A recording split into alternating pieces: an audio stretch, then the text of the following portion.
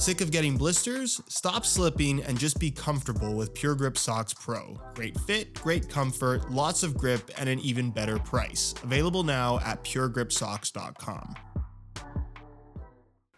The F50 is back, but is it just a name change for the X line, or do these actually feel anything like a pair of F50 Adizeros? Ladies and gentlemen, say hello to the brand new Adidas F50 Elite. Not another remake, but instead a return of the F50 series, with this boot taking over for the current X Crazy Fast, which will of course include takedown models as well, that I'm sure we're going to see in the near future. Make sure you're subscribed so you don't miss out on those reviews as well. With this launch Fast Reborn colorway being a limited edition release that unfortunately sold out pretty quickly, I'm sure there's going to be more general release colorways coming very, very soon. But of course, the color is a nod to the original F50 Adizero, which came out in 2010 in the form of the chameleon purple World Cup colorway, worn pretty well exclusively by the man himself, Leo Messi. But with elements like a fiber touch upper and Sprint Web 3D texturing, along with a Sprint Frame 360 sole plate and stud pattern, there's a clear effort here not just to bring back the F50 name, but to bring back certain elements of those iconic F50 models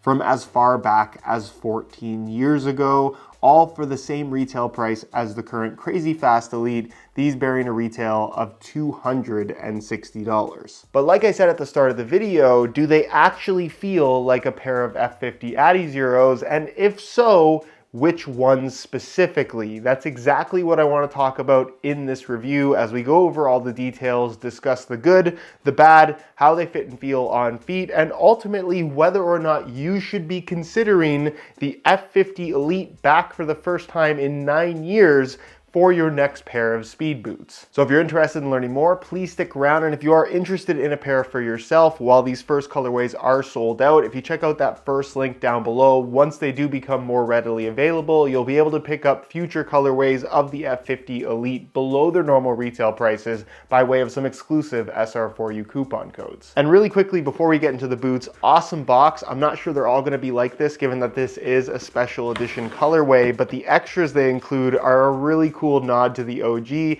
and that you get an extra set of comfort insoles, which are a little bit more padded with a slightly softer liner, exactly like you would have received with a pair of OG F50s, where of course you also get the lightweight or speed insoles already inside of the boots. They also include a matching string bag, which is pretty cool. You wouldn't have gotten that with an original F50. It gets a string bag rating of 50 out of 60.7.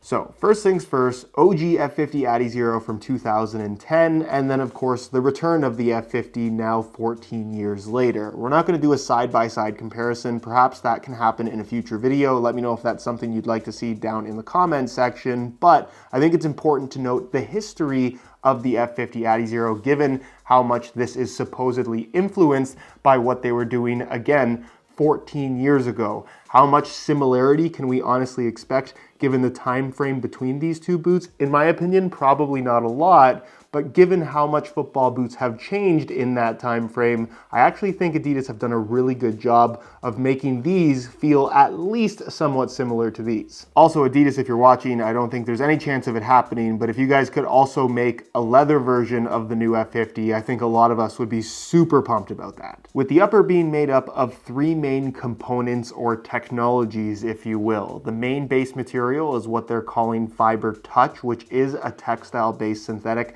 rather than kind of a true plasticky synthetic like the OG F50. So that's a pretty significant difference, but one that I think is definitely for the better. You're going to find Sprint Web micro texturing on the surface, which is basically all of these little lines that you see in this white or like a very light gray color. And then across the top of the foot, you will find a central lacing system with a single lace hole setup, which does appear to be a little bit more traditional than what we're used to seeing from so many one-piece upper football boots. But that tongue isn't actually a tongue. It's part of an internal one-piece enclosure, or basically an internal sock, that they call their compression fit system. Where the OG synthetic F50 had this kind of internal support cage fused to the underside of the synthetic upper with a standalone synthetic tongue, the new F50 features this compression fit system, which is basically made from this stretchy, almost microfiber neoprene type material, super thin with really no real structure to it, but they add some reinforcement by way of some fused material in the form of little strips, as well as this strip running across the top of the foot. This allows you to have kind of that more traditional central tongue U-throat construction, but still give you that little bit of extra reinforcement in terms of stability and responsiveness running through the midfoot. Think of it as a thinner and less bulky variation of what was featured on the X16 Plus Pure Chaos, minus the lace cover, of course. As for the overall feel of this FiberTouch upper, I think it's actually really nice. It's a huge improvement over what I would argue is the last 2 generations of Adidas X, where I think the boots kind of trended in this more plasticky direction. This still has a synthetic element to it, but in general, it's much softer, it's much more pliable, and in my opinion, just feels more comfortable against the foot. One thing to note though is that it definitely has a little bit more thickness than what we've been getting on the last maybe 3 or 4 generations of the Adidas X series. And in that regard, I think it maybe relates a little bit more closely to something like a 2014 F50 with its hybrid touch upper, where if you look at early synthetic F50s, certainly the OG from 2010,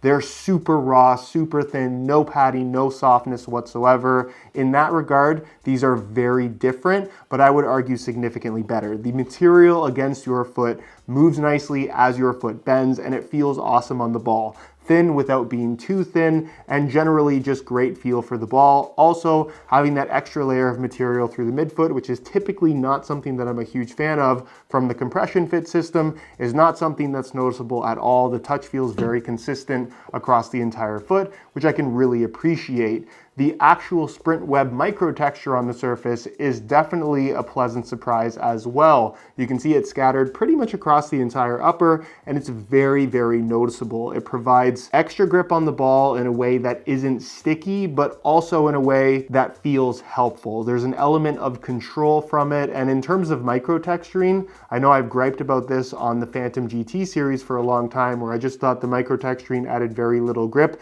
This is far more effective than what was featured on the Phantom GT series, and in general, just something that I really, really like, and does kind of relate back a little bit to the Jabulani micro texturing that again, you got on that early 2010 F50, but more significant in terms of its overall feel and effectiveness. Not to make a million comparisons, and obviously you would have had to have tried all these boots to really understand what I mean here, but I think this boot has the pliability in the upper of something like a Speed Flow, which is fantastic. It has the thickness of something like a hybrid touch 2014 F50 adizero, but then with the added grip that truthfully, I don't think we've really ever had on an F50 model to this standard. If I had one complaint though, it is in regards to the compression fit system, mostly in regards to putting the boots on, in that because it doesn't have really any structure to it at all until there's tension on it. When you slide your foot inside of the boot, it tends to slide forward a little bit and kind of bunch up in this area of the foot because it kind of ends right about here. It's not connected to the internal liner of anything. And because of that,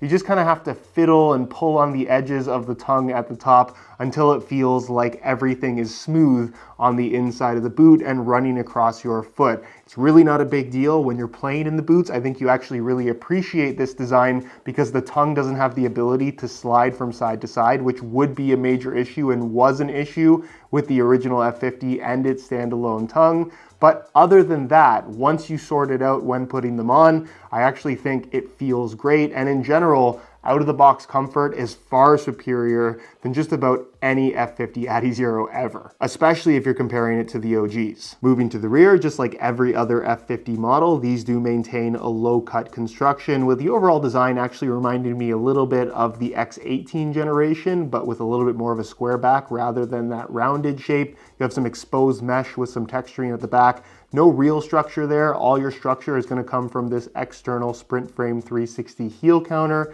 which from a shaping standpoint, almost identical to the OG, and really a design that never left the Adidas brand since 2010. So that's cool to see back here in as close to original form as possible, at least from an aesthetic standpoint. And then internally, you have this really soft microfiber material. There's a bit of a design in there, but it's super minor and you don't really notice it in terms of added grip. It's just very minor texturing that you're getting from that, but plenty of padding. Heel lockdown is great. Comfort is fantastic. No major complaints there. Then the insole, fully removable. This is, of course, their speed or lightweight insole, which is pretty much the same as the Comfort one, just a little bit thinner and with some perforations through the heel. The fact that you get two sets of insoles, though, is something that's really nice and fairly unheard of at this point in 2024. Which brings us to the base, where you're going to find the new Sprint Frame 360 sole plate tooling, which does include a Sprint Frame-esque design with this kind of 3 stiffener bar through the middle, very similar to the OG Sprint Frame,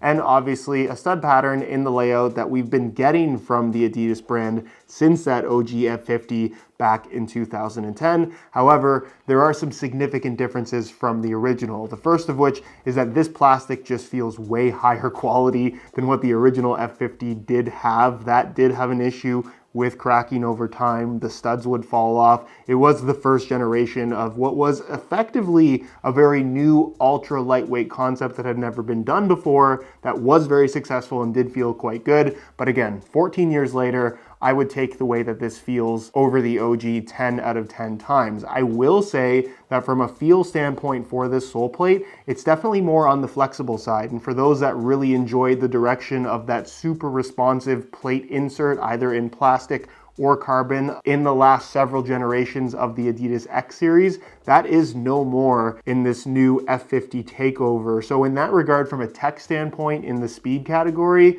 it's definitely a little bit of a step back in terms of just going in a more simple direction. So that's something that you might like, you might dislike, depending on personal preference. This has a more flat feel rather than kind of that raised toe forefoot sensation that we've been getting from the Adidas X series as of late. But if you like that more natural kind of flexible feel, that's exactly what you're getting here. And in general, I think what they've done with the sole plate works really well with the upper. And then as far as the stud pattern is concerned, same layout we've been getting from Adidas, just again, more aggressive than the original with your bladed studs under the heel, and then kind of a combination of some blades as well as some conical studs in the forefoot. You can see they added Sprint Frame 360 to the name, kind of implying 360 maneuverability. They want that freedom to twist and pivot. And again, I know we look back very fondly on that OG F50 with those triangular studs, but in general, from a traction standpoint, it really never was the best. This, I think, is a lot better. It's certainly not the most aggressive speed boot stud pattern that you can get out there.